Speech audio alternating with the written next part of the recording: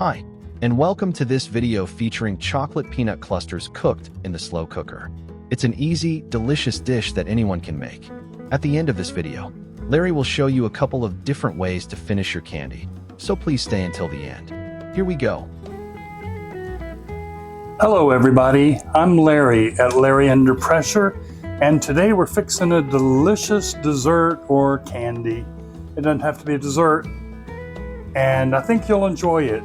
Also, I've got a couple ways I'm going to package this at the end, so if you'll stick around to the end, you'll learn some tricks about the best way to do this after you finish preparing it in the slow cooker. I'm cooking it in the slow cooker. This happens to be the Instant Pot Superior Cooker. And the Instant Pot Superior Cooker does several different cooking functions. It will fry, it will steam, and one of the best things it does is slow cook. It's actually a slow cooker like a crock pot. And it's got such a huge pan that it makes it real easy to get to and easy to get things out of. So what we're going to do, we're cooking some chocolate peanut clusters, and we're going to start with Planters dry roasted, lightly salted peanuts, and we're going to use an entire pound, which is a jar, and we're going to pour those in and kind of spread them out on the bottom of the slow cooker. And then we're going to start adding our chocolate.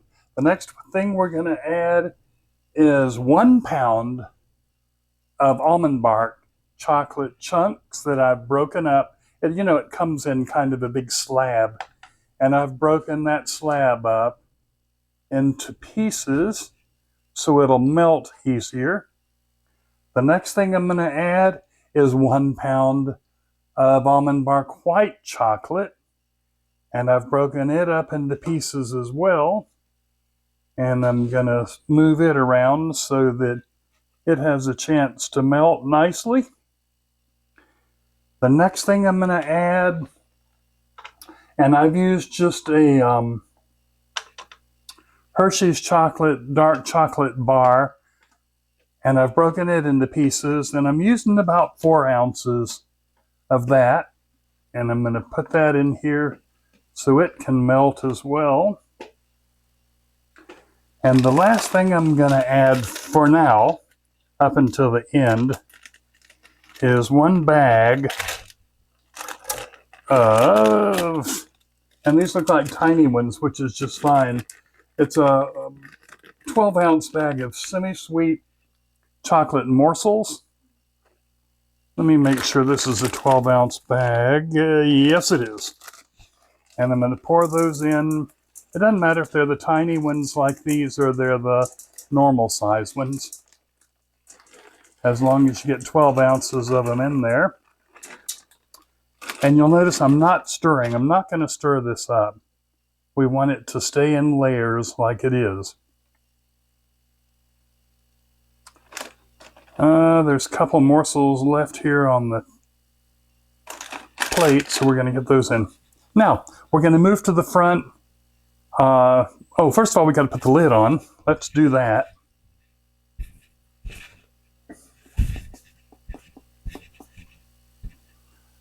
There's the lid. We're going to put that on. And then we're going to move to the front and set up the cook. We're going to set this pot up for the cook now. We're going to start by putting it on slow cook. We're going to put it on low. It has available low and high. We're going to leave it on low, and we're going to put the time for 1 hour and 30 minutes. We're probably going to only let it cook about an hour, but we're going to put it on an hour and a half just to make sure. Then we're going to press start. It's ready to go, and we'll check back on it in a little while.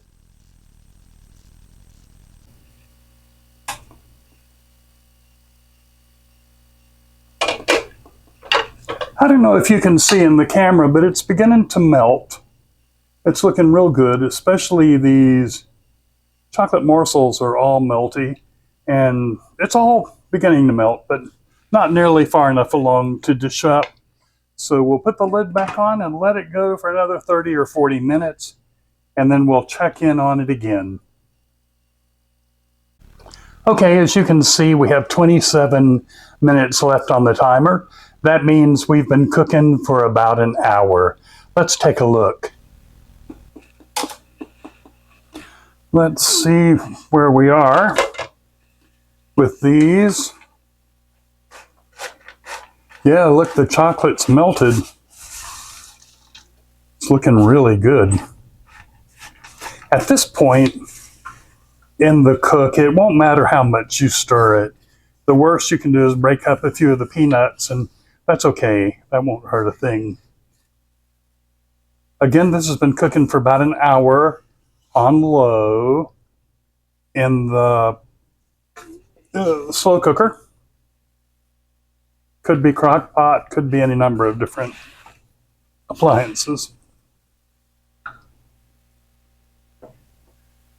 And that you can still see some strings of the white chocolate in there. And it's still pretty thick, even though it's stirred up. I'm going to let it cook for about another 10 minutes, and then we'll come back and move to our next process.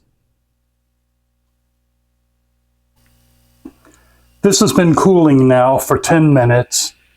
So we're going to take the lid off, give it a stir to make sure it's well mixed, all the different chocolates we had in there. And then we're going to add the last ingredient. And when we add the marshmallows, we need to remember that we don't want to stir it a whole lot because they'll break up and end up where you can't even see them, they'll be gone. So we're going to add them in there. And then we're going to mix them only until they're all coated with chocolate and mixed in with the peanuts. And then the cooking phase of this video will be complete. We'll be ready to dish it up. And as Andrew said in the beginning, I'm going to show you a couple of ways to do this, a couple different ways that each of them will make it really nice. So let's get that mixed. I can't see any white left now, so it's ready to dish up. I'll be right back and we'll start dishing this up. Let's get started with dishing these up with the first method we're going to use. And I like using these little scoops. They seem to work better than most other ways you can do things. I'm going to scoop up some of the candy, drop it in the little mini cups,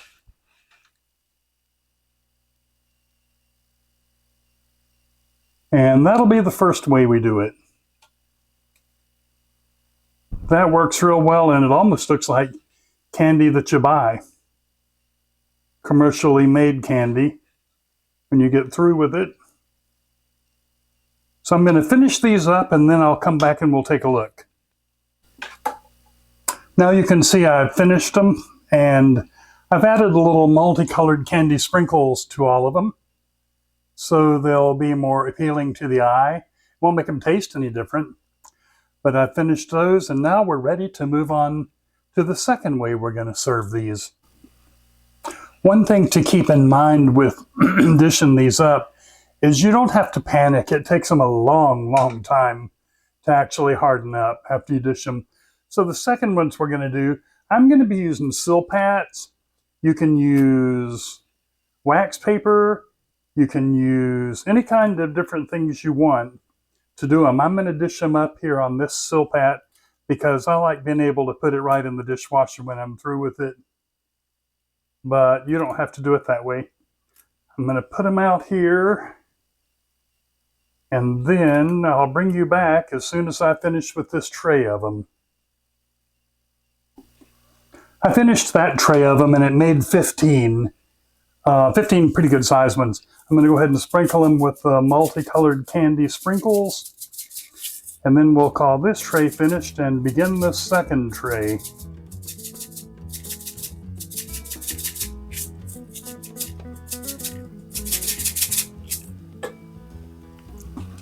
I'm starting the second tray of these, and so far with the first tray and with the little cups, I've already made 30, so it makes a lot of candy.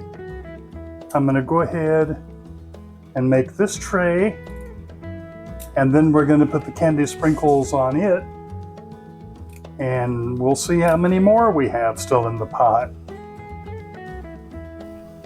I'm finished dishing these up now, and remarkably, it made 70 pieces of candy. That's unbelievable. I wouldn't have thought so many. As soon as these cool off, I'm going to plate them up attractively to make the thumbnails, and I'll bring you all in on how they look when I'm done. There's the finished product. As you can see, I have the ones in the little cupcake cups back here. They turned out real good. And I have the ones that I put on the silk hats over here, and they turned out real good too. All in all, they all came out real well. They taste delicious, and they're something that anybody would be proud of. A couple variations. You could put some chopped up nuts in them, or you could add several things that would make them good. Maybe add a little bit of vanilla to add some more flavor to them.